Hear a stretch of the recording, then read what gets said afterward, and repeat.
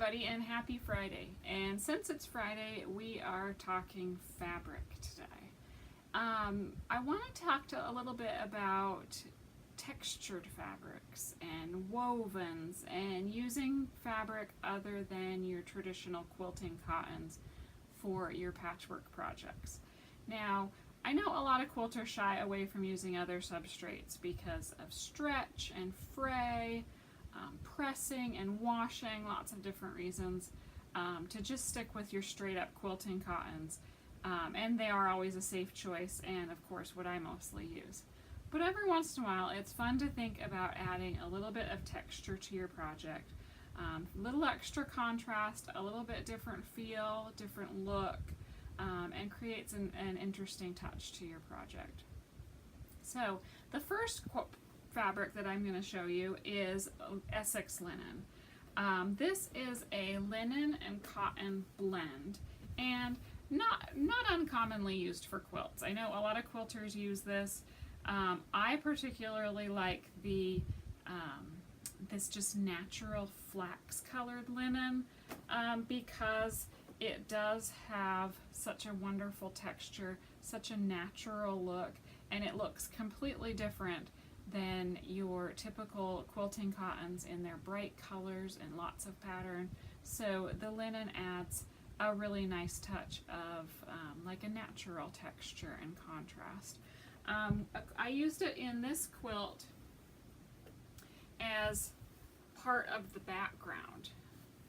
I felt like just the piecing by itself with a white background would be too plain and not that interesting, even though I absolutely love these polka dotted fabrics and they look fabulous and the colors pop really nicely with the white. But by adding the linen in just a strip across the quilt, you can see how the colored fabrics, the polka dots, contrast differently with the linen, the natural color, than they do with the white fabric. And it creates a really added interest, natural kind of textured element to the quilt that I think really takes it up a notch from just using the same fabric for the entire background. The linen does come in different colors. I also have some in the shop that is this blue cross weave style. This is also Essex linen. It's cotton linen blend, but it's a really cool texture in that the threads, when the fabric was woven, the threads going the two different directions are different colors. So you have like a really bright aqua color that you can really get a feel for in the end, in the selvage, where it's the end of the weave. And then the contrasting threads are like a really dark navy blue. So when it's all said and done, you get this really nice turquoisey, bright blue, but not super bright. And again, it creates that extra interest because you do look at it and you say, is that aqua? Is it navy? Is it turquoise? The color is called peacock, which is really probably a pretty good accurate description, although I think it's less green than what I would call peacock. But again, it works like a solid in your piecing, so it creates great contrast with your prints and your florals, your polka dots, and won't take away any of the interest that those patterns create. But it does add a lot more interest, and it's not as flat as a typical solid color would be. So it's going to change the dynamic in the quilt as opposed to just using a completely flat solid. You'll find this peacock Essex linen in your indigo quilt kits. I picked it out as part of that kit and in the original quilt to use as the cornerstones in the sashing.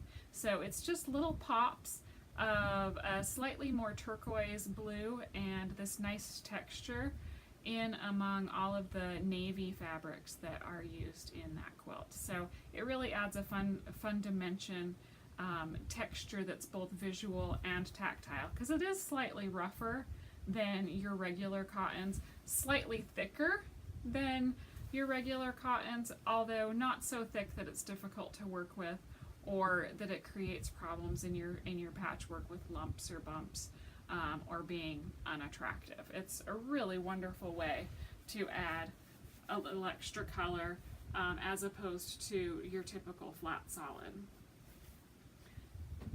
And natural linen. Okay, so my current favorite textured fabric is the new Mariner's Cloth from Allison Glass. And I totally fell in love with this when I first saw it, just mostly because it's really cool. But it comes in fabulous colors, as you would expect coming from Allison Glass. But it literally has a texture to it. So the way that it's made, it's woven, so it is a little bit larger weave than you'll find in your regular quilting cottons. So you can actually see the threads, you can see the weave. And it's made so that most of the fabric is one color. In this case, this black and white one, it's white. And then it has these heavier black stripes running through it.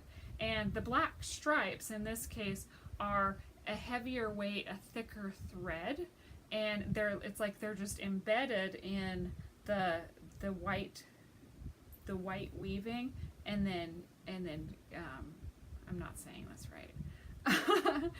The white threads are woven around the heavier black ones, so you actually get like a slight ridge when you touch it, and it looks interesting just by looking at it because you can see all of the threads and the weaving, but it also feels really cool because you do get like a ridgy, the stripes are actually tactile. And I have this fabric in this black and white. I've already used this for a quilt. I'm going to show you in a second.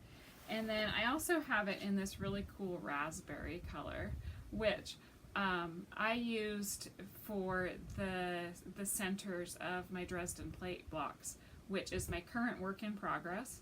And you'll find more information about that on the blog, and where I'm going with this one and how it's coming along.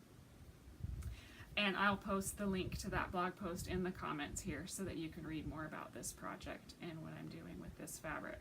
Now, the thing with the Mariner's Cloth, and you'll see, if you see this in person in your quilt shops, you're going to think, I don't want to quilt with that because it's going to be a mess.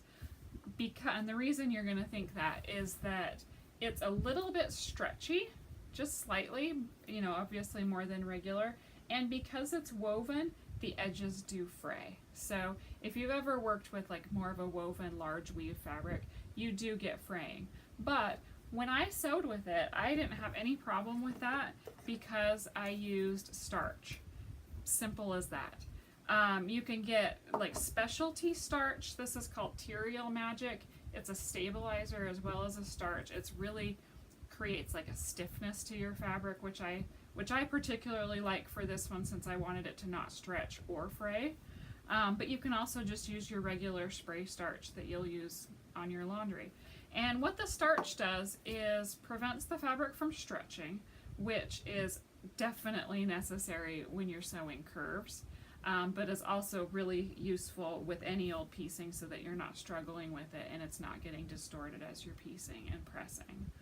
The starch also prevents the fabric from fraying, so your seams are going to be more secure. You're not going to be dealing with a lot of threads. Your piece is shrinking because you're losing half of it to fraying. And like I said, when I sew with this type of fabric, I haven't had to worry at all about struggling with the stretching or the fray just by using a stabilizer or a spray starch. I want to show you the quilt that I made with the black and white Mariner's Cloth. Some of you have probably seen this on my social media like Instagram and Facebook. But this one, I was calling it Luminary as I'm working on the pattern, but I think that that's going to change. So you can see that the pod shapes are made with the stripes, and of course it looks really cool with the stripes running across the orange peel shapes, but it also feels really interesting. It's kind of rough. You feel those stripes, And when you look at it, it really has a little something extra that it wouldn't have if it was just like a pure white fabric or a smooth quilting cotton. So this is going to be a new pattern coming up from Color Girl, but I just wanted to share with you how great the Mariner's cloth can look in piecing, and it's not completely unmanageable as long as you use a little bit of starch and press it really well, and a lot of patience. You don't want to pull or stretch it when you're piecing. So I hope that this gives you some ideas and motivates you or inspires you to maybe try texture as a new type of contrast in your quilts.